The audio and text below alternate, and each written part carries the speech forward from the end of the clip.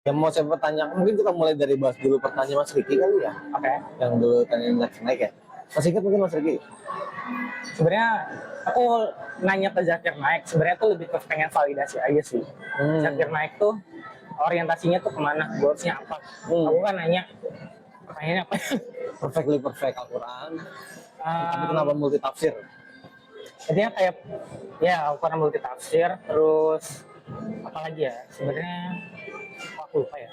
Ini yang kalau misalnya core dari agama itu adalah kasih, love. Terus apakah bisa orang di luar Islam itu lebih dekat dari Tuhan? Ya itu. Sebenarnya intinya tuh lebih ke pengen validasi sih. Aku pengen lihat jawaban Zakir Naik tuh orientasinya tuh pengen nge-push orang ikut Islam atau pengen nge-push orang berketuhanan kayak gitu. Oke. Beda, dua jenis beda ya. Kalau Islam kan orientasinya orang berlabel agama Islam. Pokoknya yang ikut ritual Islam, pokoknya yang berkulturnya Islam gitu-gitu, atau yang berketuhanan tuh kayak lebih universal gitu loh, udah nggak memandang agama, udah nggak peduli lah latar belakang lu apa kayak gitu. Yang penting lu ikut satu Tuhan aja kayak gitu loh, yang universal truth gitu loh, humanisme kayak gitu lah namanya. Spiritualis aja loh. Ya spiritual lah kayak gitu. Dan Apa kesimpulannya? kesimpulan aku ya Zakir Naik ini sorry ya, orientasinya tuh ya pengen yang orang yang berlabel Islam gitu loh. Semuanya harus Islam gitu ya. Yang I don't know apa yang ada di hatinya, tapi goalsnya dia pengen nekenin satu-satunya agama yang bener tuh ya Islam doang. Dan definisi Islam menurut dia ya yang sholat, maksudnya yang ikut ritual-ritual yang berkultur Islam gitu loh. Yang kayak yang I'm sorry ya mungkin kayak agak Arabic kayak gitu loh. Yang kayak pokoknya literally harus kayak gitu sesuai dengan yang kitab kayak gitu. Terlalu tekstualis lah maksudnya. Orientasinya lebih ke tekstualis gitu loh, bukan yang esensial. Itu aku nangkapnya ya, I don't know, mungkin dia aslinya mungkin Oke, kan kesimpulan Mas Riki. ya ini lebih ke sekilas aku nangkep ya dari hasil yang aku tanyain. Soalnya kan di hari saya bertanya itu kan kondisinya juga hujan kan, dan agak nggak jelas gitu loh, soalnya ramai banget kan. Mungkin dan dan juga itu kan banyak yang nanya juga, mungkin dia kayak buru-buru gitulah atau apa. Jadi mungkin kalau buat yang diskusi lebih dalam, khususnya hal yang kayak filsafat kayak gini, mungkin yang ada waktu gitu ya. Jadi ya mungkin dia jawab dengan yang kondisi waktunya kayak gitu, dengan diburu-buru juga. Jadi mungkin yang bisa dia jawab ya kayak gitu. Gitu loh. Jadi ya gak menyalahkan 100%, juga aku juga nggak tahu kan isi hati Zakir Naik kayak apa, dan aku juga nggak berhak menjudge gitu. Tapi kalau yang jelas dari jawaban yang dia tuturkan, ya aku nangkapnya orientasinya gitu. Disclaimer dulu ya, disclaimer dulu. Memang saya waktu itu kan tim follower yang di samping penanya itu kan. Memang kondisi waktu itu tuh ya kita nggak kondisi untuk mendengarkan utuh gitu ya. Jadi kita hanya mendengarkan sebagian, dan kita bahkan konten jawaban dari yang berhubungan sama pertanyaan tuh kadang kita nggak terlalu nangkep gitu ya. Ini buat share aja, karena saya kan di sana juga. Berarti untuk isi konten pertanyaannya udah punya Mas Riki versi sendiri maksudnya dari pertanyaan kayak kontennya pertanyaan Mas Riki itu kan kayak kalau Al-Quran itu perfectly perfect, kenapa masih ada multi tafsir gitu kan? Itu berarti Mas Riki udah punya jawabannya sebenarnya, hanya ingin tahu jawabannya Dr. Zakir Naik aja. Sebenarnya aku jujur ya, buat hidup aku nggak bingung terkait arah hidup itu gimana. Aku udah tahu apa yang harus aku lakukan di kehidupan ini. Aku udah tahu Tuhan kayak gimana. Cuman kenapa aku sangat into untuk datang ke Zakir Naik? Soalnya ini lebih ke histori ya. Dulu SMP aku tuh ngikutin Zakir Naik banget gitu, kayak bahkan ngefans kayak gitu loh. Terus seiring berjalannya waktu kayak apakah ini hal yang benar gitu loh buat mengkompar agama. Soalnya kan tiap wilayah punya kulturnya masing-masing, punya kondisinya masing-masing gitu, dan kayaknya nggak oke deh kalau kita terlalu maksain ini tuh satu hal yang benar gitu loh. Emang ada satu hal yang universal benar, kayak semua ini ya satu Tuhan kayak gitu loh. Base-nya itu satu Tuhan yang satu kesatuan kayak gitu loh. Intinya pasti ada satu universal yang benar, tapi kalau buat agama kan kayak yang tadi tuh metode gitu kan, kayak lebih detail gitu loh. Ada ritual A, ritual B, harus melakukan ini, harus sesuai dengan yang kitab dari agama itu. Intinya satu paket detail lah kayak gitu. Dan kalau buat maksain satu paket detail ajaran kayak gitu kayaknya agak kurang oke deh kayak gitu. Terus di kondisi yang sekarang ya pengen validasi ulang aja sih Zakir Naik. apakah masih sama dengan yang aku tonton waktu SMP dulu, atau mungkin dia agak berubah gitu loh. Mungkin dia kayak lebih spiritualis orangnya, kayak mungkin lebih menerima perbedaan, kayak nggak apa-apa deh kamu masih agama itu, yang penting kamu berketuhanan kayak gitu loh, kamu jadi manusia yang baik kayak gitu. Kamu berempati dengan baik ke banyak orang gitu, kamu gak ngerugiin banyak orang, apakah kayak gitu loh. Dan ya itu sih yang aku dapat lah dari yang validasi sikap itu. Bosnya pengen nekenin kalau metode Islam tuh yang paling bener gitu, yang lain ya dengan ya mungkin dia kayak sering banyak cerangkan yang Kristen soal teologi yang trinity apalah itu, memang itu ada salahnya juga sih. Maksudnya kalau di trace history juga ada sabotase lah di situ yang soal Kristen, tapi kan ya agak kurang agak kurang lah kalau buat nyerang mereka kayak gitu loh, kayak gitu.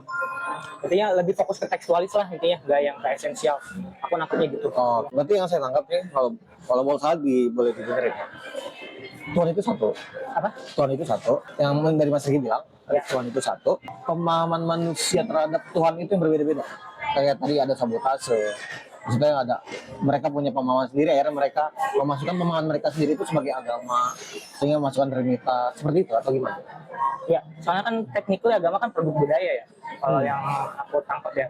Soalnya kalau perhatiin deh, agama A, agama B, pasti dia ngikutin kondisi gimana agama itu diturunin. Kayak Islam, pasti dia ngikutin kondisi sekitaran Arab waktu itu, yang kondisinya kayak gitu. Terus kalau perhatiin, ya sama aja sih, Kristen kan di Timur Tengah juga ya. Mungkin komparasi bandingnya kayak Buddhism atau Hinduism itu kan turun di India, pasti dia ngikutin kultur tempat di mana agama itu diturunin kayak gitu. Jadi ibaratnya kalau maksain agama A yang benar atau agama yang benar sama aja kayak maksain budaya ini yang benar, budaya ini yang paling benar, kayak gitu sih. Dan Tuhan kan emang satu dan yang nggak bisa didefinisiin gitu kan, intinya ya kayak apa sih, kayak sesuatu yang unlimited didefinisiin kan ya emang nggak bisa gitu loh. Dan pada akhirnya emang ya manusia sendiri yang punya konsep Tuhan yang masing-masing kayak gitu. Dan apakah itu salah? Sebenarnya nggak bisa disalahin juga sih, soalnya kan manusia punya chapter hidupnya masing-masing, punya chapternya masing-masing lah, perjalanannya masing-masing, dunia masing-masing. Dan kalau kita maksain perjalanan yang udah kita temuin ke mereka yang masih di step itu atau mungkin di step yang berbeda gitu kan, ya agak kurang oke lah. Kuncinya yang penting jangan maksain sih, ya cukup saling terima aja deh. Oh aku lagi di step ini, aku lagi di journey ini, journey yang aku lewat tuh kayak gini, mungkin bisa jadi referensi nih di kamu yang lagi di perjalanan itu dengan yang kamu temui di saat itu kayak gitu. Berarti yang saya tangkap gini ya, Tuhan satu, tadi pemahaman manusianya yang banyak, tapi kita tuh jangan menyalahkan pemahaman manusia yang lain gitu kan.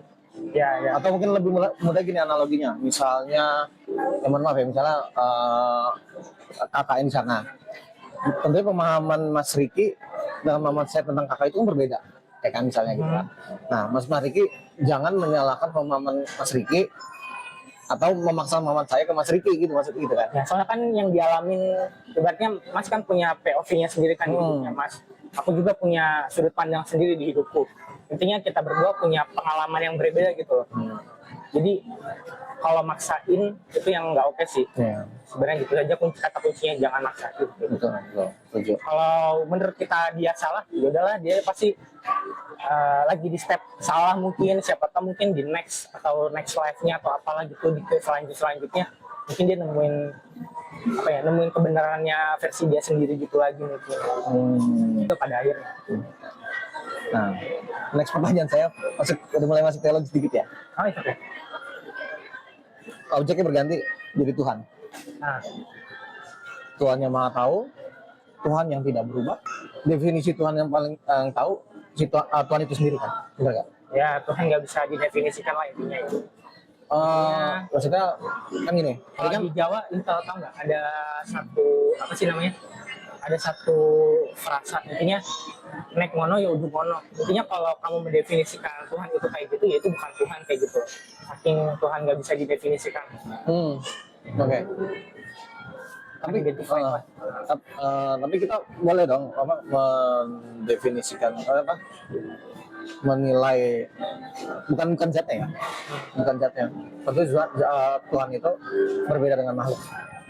Ya, berbeda dengan makhluk. Nah, yang maksud saya adalah gak sifatnya atau gambarannya atau godly things-nya itu yang membuat dia seorang pencipta itu atau seorang Tuhan itu pasti kita boleh dong atau nggak boleh? Fine aja sih kalau kata Aja kan ya. Kemudian kita nggak usah mencari-cari zat Tuhan apa ya. Ini kan itu yang nggak akan itu kurang kerjaan sih. Iya, itu kerjaan banget kalau jalan. Nah, tentunya kita punya persepsi tentang Tuhan. Kayak tadi, ini masih on topik.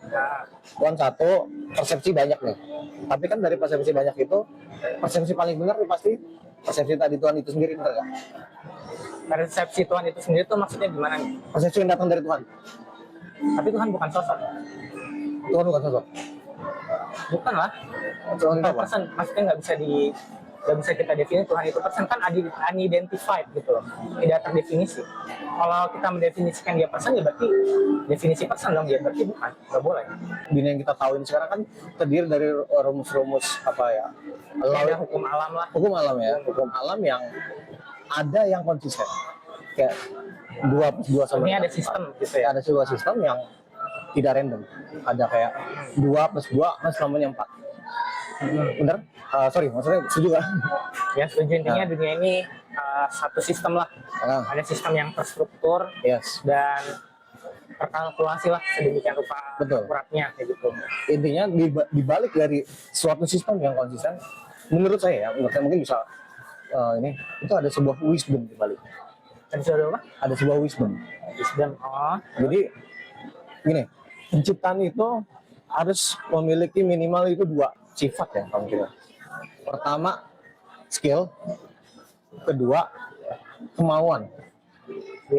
Nah, wisdom itu termasuk dalam skill. Jadi gini, bangku ini, Mas Riki misalnya seorang pembuat bangku, ada material besinya, ada material kulitnya. Tapi Mas Riki nggak punya keduanya. Mas Riki misalnya punya kemauan buat bikin bangku ini, tapi nggak ada skill. Bangku ini jadi apa enggak? No. Atau Mas Riki punya skill, tapi saya nggak mau bikin bangku, tetap tidak ada bangkunya. Oke. Skill and kemauan, will. Menurut saya wisdom itu termasuk dalam salah satunya skill. Di balik penciptaan bangku ini ada wisdom yang bertujuan untuk membuat bangku ini gitu. Atribut yang harus dimiliki untuk pencipta alam ini yang dia punya wisdom gitu. Jadi nggak kayak Mas Riki bilang Tuhan itu tidak bisa, bukan sosok atau bukan pesan. Saya nangkap seperti Tuhan itu tidak memiliki wisdom karena menciptakan alam yang segini rumit, fine tuning ini, dia harus memiliki wisdom, dia necessary system gitu. Tapi 2+2 sama dengan 4 itu kan salah satu bagian dari hukum alam ya. Betul. Jadi dia juga yang menciptakan. Betul. Nanti kan dia harus memiliki wisdom itu, harus memiliki pengetahuan itu. Kalau aku nangkepnya gini sih soal Tuhan ya. Intinya ya Tuhan itu satu kesatuan full. Intinya semuanya itu Tuhan gitu loh. Gak ada objek yang bisa eksis di luar dari dia. Semuanya itu Tuhan. Base-nya dia juga gitu. Oh ini energi, pantheism ya? Panentheisme. Ya sih lebih ke situ sih. Ya aku lebih ke arah situ sih sebenarnya. Panentheisme. Artinya ya Tuhan itu satu. Semuanya base-nya dari dia. Gak ada objek, gak ada sesuatu yang bisa eksis di luar dari dia gitu. Berarti kita sedang dalam Tuhan gitu ya? Ya, intinya Tuhan bikin ini semua ya karena dia pengen mengalami pengalaman di dalam Tuhan kayak gitu. Dan pasti bakal ada pertanyaan, apakah kalau kayak gitu kita sama aja dengan Tuhan? Ya enggak lah, soalnya kan ibaratnya kita ini kayak parsialnya dari Tuhan, ibaratnya kayak pecahannya dari Tuhan. Pecahan kan nggak sama dengan full. Jadi kita nggak bisa mendefinisikan kita itu sama dengan Tuhan kayak gitu. Simpelnya kayak gitu sih. Sorry, berarti bukan panteisme, karena panteisme justru kebalikannya. Kita itu Tuhan. Kita itu lebih agak ke sufi sih itu. Jadi masih mungkin. Ada atau wujud deh mungkin kalau ini. Kalau Mas tahu ada yang apa sih namanya Arabic itu ada wujud kayak gitu. Wajibul wujud sama mungkin wujud. I don't know. Pokoknya wahdatul wujud gitu aku pernah dengar. Pokoknya ya itu tadi semuanya itu Tuhan, semua itu nggak bisa eksis di luar dari Tuhan itu sendiri. Gitu. Tuhan itu memiliki wisdom, jadinya dia itu ingin pertama, Tuhan memiliki pengetahuan itu artinya dia punya wisdom.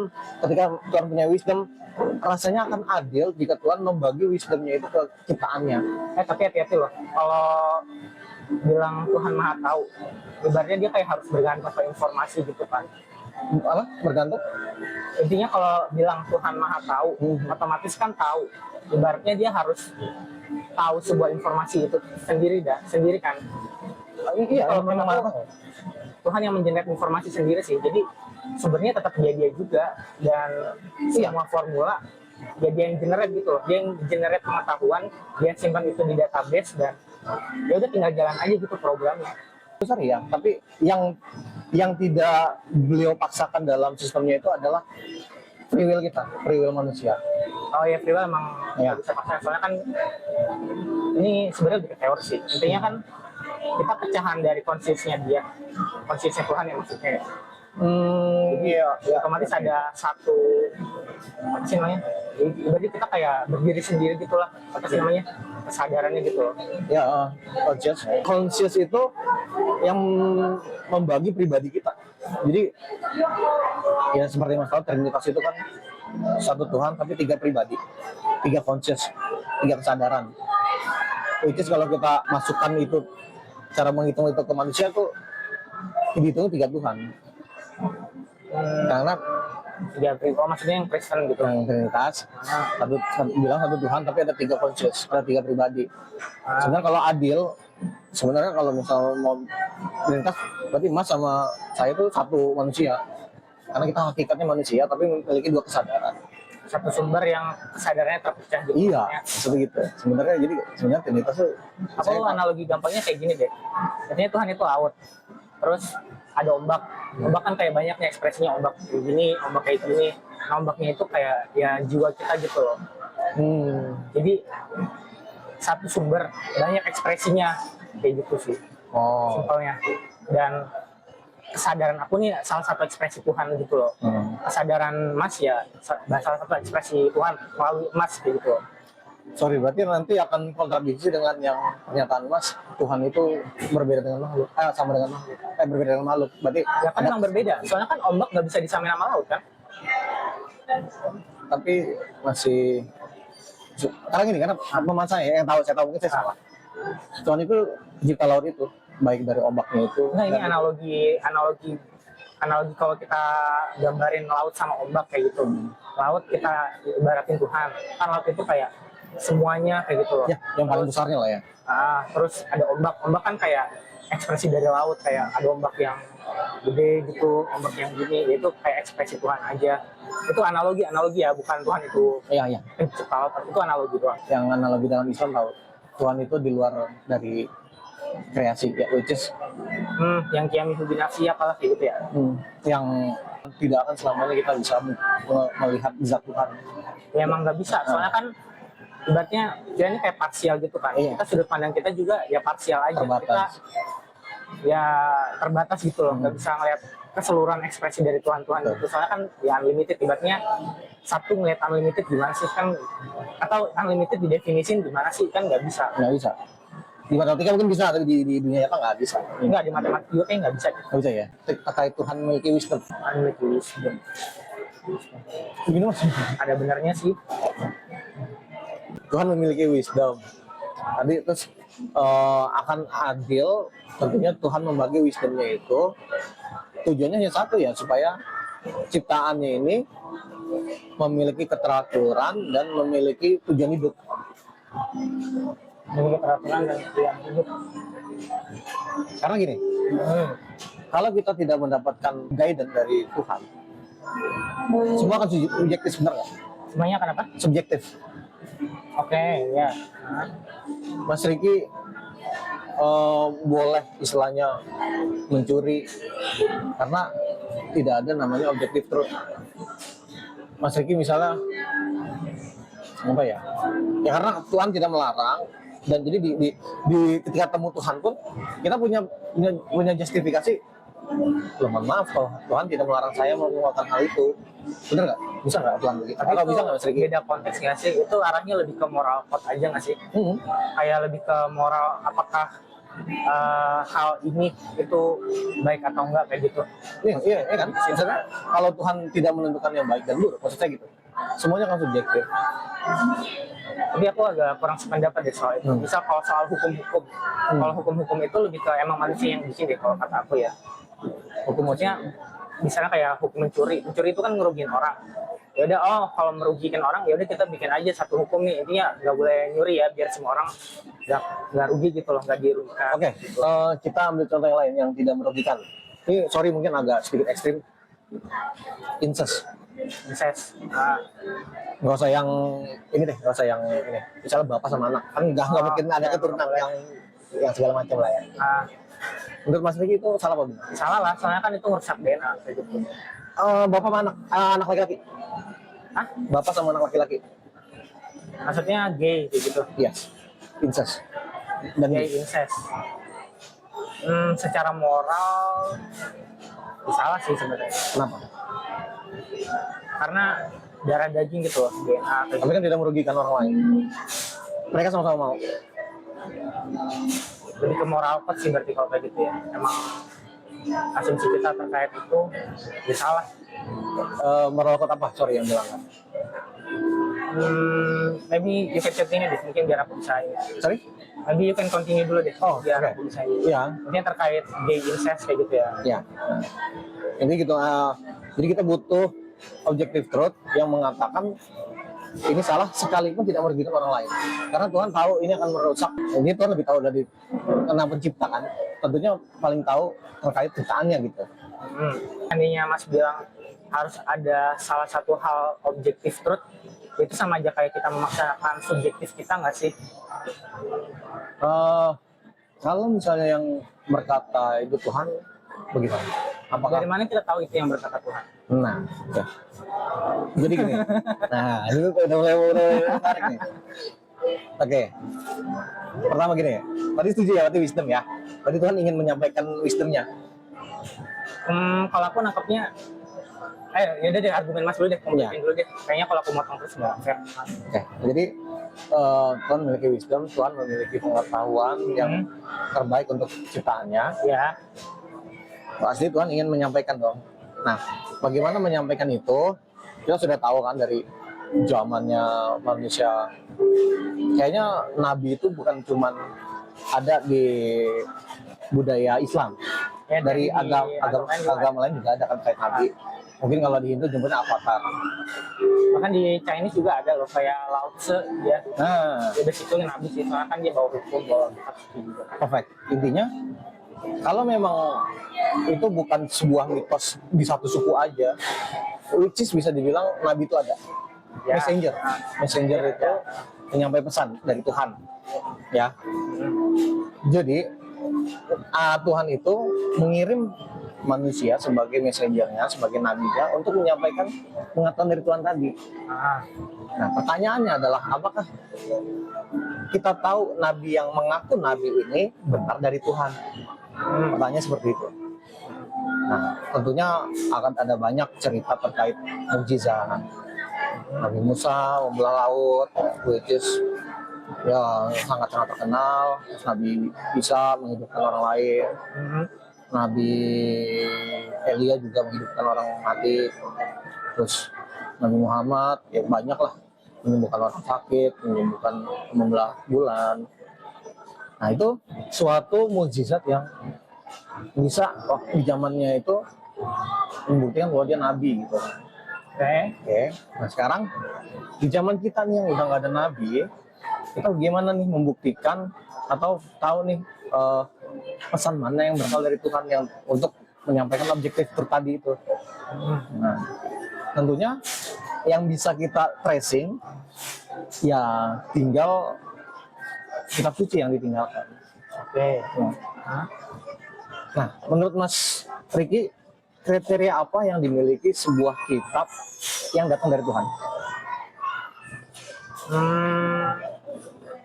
Kayaknya aku apa ya? Sebenarnya udah nggak di fase melihat ini kitab suci dari mana gitu. Aku fokusnya ke esensi dari kitab suci gitu loh, kayak misal katakanlah Quran, fokus aja gitu loh ke Quran ini pengen nyampein apa gitu. Jadi kayak harus dilihat secara holistik gitu loh. terkait konten isi dari kitabnya gitu loh. Nggak peduli kitab itu benar atau enggak dulu ya, intinya kesampaian dulu, intinya lihat dulu nih si kitab ini bicara apa, kita lihat konteks dari ayat ini gimana, kita lihat juga konteks ketika ayat ini diturunkan, misalnya siapa tahu gitu kondisinya A, oh berarti ini ngikutin konteks A gitu loh. Jadi pada akhirnya karena ini udah zamannya kayak gini ya, udah impossible banget gitu loh kalau kita ngikutin kitab suci secara tekstualis banget. Jadi pada akhirnya mau nggak mau kita harus yang ngikutin ya otak kita gitu loh, kayak kita harus cerdas gitu loh, kita harus bisa berpikir secara holistik, secara keseluruhan dari berbagai sudut pandang. Terus kita harus bisa nentuin apa yang kita pikirin ini gimana ya buat take action yang sesuai dengan konteks, yang gak ngerugiin orang banyak, yang the greater good lah intinya kayak gitu.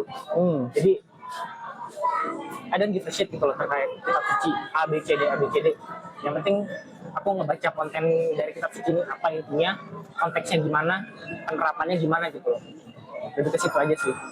Soalnya kalau kita maksa baca secara tekstualis kayak ya tersesat gitu loh, ibaratnya kayak ya mohon maaf ya, kalau yang Islam kan ngedoktrin biar dia bisa ngebom kan pakai kitab suci juga kan, Bisa. Intinya dipelintir, ditulis terkait kitab suci ini biar si orang ini punya, artinya nge-brainwash lah kayak gitu. Jadi kata kuncinya bukan masalah kitab sucinya bagaimana, tapi tergantung manusia dalam memproses. Menafsirkannya. Iya, kuncinya di situ. Gak peduli kitab sucinya apa, yang penting selama manusia itu tahu konteksnya gimana, konteks situasi yang saat ini dia alami gitu ya, dan ambil wisdom dari katakanlah kitab A, B, C, D, dan dia bisa nerapin, ya itu fine-fine aja. Justru kalau menurut aku goalsnya lebih ke situ nggak sih? Bahkan kayak Nabi Muhammad pernah bilang kan di akhir zaman, penting yang sofa gitu ya yang pakai otaknya lah kayak gitu. Betul, yang berpikir. Ya itu sih sebenarnya. Jadi aku udah di tahap gak peduli kitab sucinya apa, aku cuma peduli ini kitab rapinnya gimana kayak gitu. Tahu nggak, Nabi Muhammad tuh berkata, janganlah kamu menolak seutuhnya karena masih ada kebenaran di dalamnya. Ya itu tadi, soalnya sesuai konteks, nggak boleh tekstualis kayak gitu. Ada hadisnya. Tapi gini mas, dan Nabi Muhammad juga benci loh sama yang orang-orang tekstualis. Kayaknya pernah ada deh hadis atau apa, nggak tahu ya hadisnya itu doif atau apalah. Ini ya Nabi bilang orang yang terlalu literal ngikutin kitab suci itu kayak anjing penunggu anjing neraka kayak gitu. Mungkin Mas pernah blind faith. Ya intinya blind faith kayak gitu, dan ngikutin something too literally kayak gitu. Cuman gini, menurut saya gini, ada nggak sih kebenaran yang menurut Mas benar ini yang diambil dari kitab lain ya? Maksudnya kayak kebenaran kitab A kontradiktif sama kitab B gitu. Terus kita kayak ingin tahu yang benar yang mana nih kayak gitu. Itu bisa satu, atau yang keduanya kan kayak misal di Bible itu kan nggak semuanya perkataan Yesus. Ada Emang sumber masalahnya tuh si siapa tuh, Paulus lah intinya. Ya. Berarti kan ada kemungkinan yang kita yakini misalnya di kitab rekan kita itu yang datang bukan dari Tuhan karena dia bukan nabi, ya kan? Misalnya gini, kapinya berarti ya. Misalnya gini, ini ada minuman 100% minuman sehat bisa diminum. Ada minuman satu lagi yang mohon maaf dimasuki air pipis 1 titik yang diracunin kayak gitu. Diracunin sih enggak, tapi masih bisa diminum, tapi which is toxic. Dan kita mencelupkan atau meminum justru yang bagian yang paling toksiknya yang berkumpul aja. Maksud saya resiko itu ada nggak? Atau maksudnya intinya di tengah berbagai macam kebenaran yang udah twist, ibaratnya kayak udah bercampur sama sesuatu yang batil, ibaratnya kayak gitu kan ya.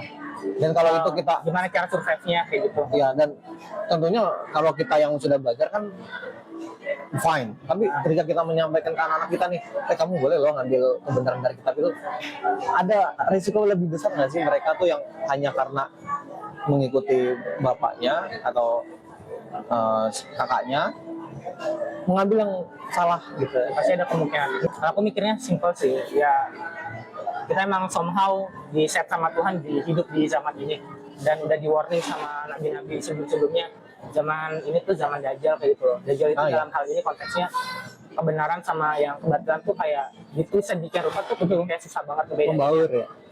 Jadi Seperti ajar itu tuh gimana? kayak bukan yang mata kanan kayak gini, bukan, itu tuh lebih ke yang susah gitu loh buat bedain yang benar sama yang salah kayak gitu. Betul. Dan pada akhirnya ya mau nggak mau kita harus sebisa mungkin ya cerdas aja sih dalam, kuncinya di kecerdasan lah kayak gitu, kuncinya di kecerdasan, gimana kita berlogika, jangan sampai logika palsu. Sebenarnya itu doang sih kuncinya, logika. Dan soal gimana buat orang-orang yang lain, ya mungkin itu tugasnya orang-orang yang diberikan kesadaran gitu loh sama Tuhan, biar oke, kamu udah punya kesadaran ini, kamu udah tahu nih sistemnya, cara kerjanya gimana, kamu udah tahu yang bener gimana, yang salah gimana, jalan A, jalan B, yang bener yang mana yang bisa kamu pilih. Dan guide lah orang-orang sekitar kamu gitu loh, biar setidaknya nggak tersesat kayak gitu loh. Dan ya udah jangan maksa, kalau yang penting udah dikasih tahu gitu orang-orangnya. Jadi itu doang sih yang bisa dilakuin, cuma bisa mengandalkan kecerdasan, biar on or on sekarang gitu, soalnya udah nggak ada nabi, nggak ada rasul. Satu-satunya yang bisa diandelin ya diri kita sendiri gitu, gimana kita memproses informasi. Soalnya emang zamannya emang udah zaman kayak gini, bahkan udah di-warning kan, zaman sekarang itu emang zaman yang paling susah gitu cobaannya ya, karena itu kebenaran sama kebetulan udah bercampur. Betul. Dan soal apakah kita nanti bakal survive atau enggak, ya udahlah bodo amat, itu kan kerjaannya Tuhan gitu buat menjudge. Yang penting kita di power base aja gitu loh, kita sebisa mungkin buat jawab soal ini gitu, soal jawaban bener atau enggaknya ya udahlah serah Tuhan kayak gitu.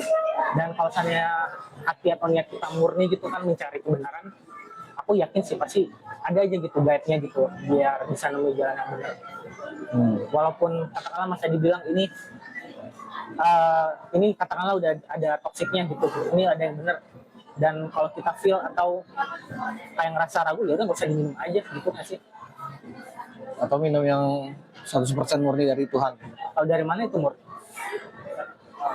Karena tadi Nabi Muhammad Itu kan katanya, menguji, ibaratnya klaim kan, pada akhirnya actionnya dari kita kayak, oh kita disodori informasi ini murni 100% loh katanya, ini katanya udah dicampur loh, pada akhirnya kan itu ibaratnya kita cuma disodori informasi, ini klaim kayak gitu. Dan pada akhirnya kan tergantung kita nih, kita mau percaya sama klaim ini atau klaim A, B gitu kan. Ya udah kalau ragu nggak usah diminum aja gitu, baik. atau gini, Atau kalau ngerasa pada akhirnya yakin, oh ini saya yakin kayaknya ini lebih murni deh, ya udahlah minum aja gitu. Soal efek atau enggaknya ya udah itu konsekuensi dari yang dipilih kayak gitu. Dan ya udah, emang manusia juga hidup ada kalanya salah juga kan, nggak pasti 100% bener terus gitu. Ya it's okay, it's part of the journey gitu. atau gini, mungkin saya ngejamnya terlalu jauh. Mungkin kita agak mundur sedikit ya. Nah, Menurut Mas Riki, apa kriteria untuk menjadi seorang nabi? kriteria seorang nabi ya, ini sudut pandang siapa ya? Kalau kita Itu Mas sebagai Riki nabi aja. gitu, apa ya? Aku bingung jujur. Ini mungkin Maksudnya, prophet kan nabi itu maksudnya apakah kriteria orang ini bisa dijadikan guide atau gitu kali ya? bukan bisa dibilang udah benar dia utusan Tuhan. Kayak misalnya contoh nih, prophet itu kan dari kata profesi, artinya menubuatkan sesuatu. Berarti boleh nggak nih ngasih kayak, oh ya bukti orang nabi itu dia meramalkan sesuatu di masa depan. Atau simply gini aja sih kalau aku, yang penting omongannya dia bisa dipegang atau enggak kayak gitu, satu. Terus di apa ya, ngeliat konteks yang dia omongin gitu loh, sesuai nggak sih sama yang realita yang dihadapi saat ini. Emang agak tricky sih, tapi Malah agak itu susah saya juga. ngeliatnya terlalu, standarnya terlalu rendah menurut saya. Karena nabi itu menurut saya ya, saya orang dulu skeptis ya, Oh, ibaratnya harus ada suatu mukjizat gitu. atau mujizat atau kayak tadi Kalau saya bilang, zaman sekarang mukjizat bisa direplikasi nggak sih? Maksudnya kayak sekarang aja udah banyak visual. Kalau menurutku hal yang paling dasar seenggaknya omongan dia tuh sesuai sama konteks realita yang sekarang sih. Itu aja sih. Kalau soal mukjizat atau apa kan sekarang teknologi udah canggih, udah ada AI. Terlalu gampang gitu loh buat dimanipulasi. Jadi Berarti- kita bicara konteks di zaman ini ya. berarti nabi dan zaman dulu tuh kalau di bawah zaman sekarang pun itu just somebody else with magic. sebenarnya dibilang magic atau enggak, sebenarnya lebih ke konteks zaman kali ya Mas ya. Zaman sekarang tuh kondisinya kayak gini, ya udah kita perlu orang yang kriterianya sesuai juga sama zaman ini gitu loh, buat nge-guide orang-orang.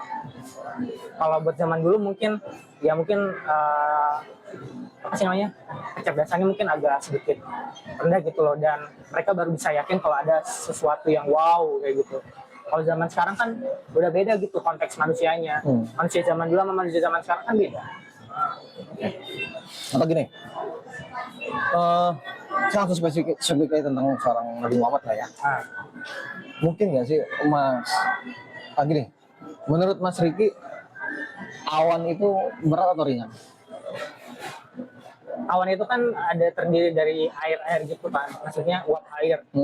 Pasti ada masanya ya tergantung seberapa banyak uap air yang ada di situ. Oke. Jadi menurut Mas Riki, tergantung volume airnya berapa.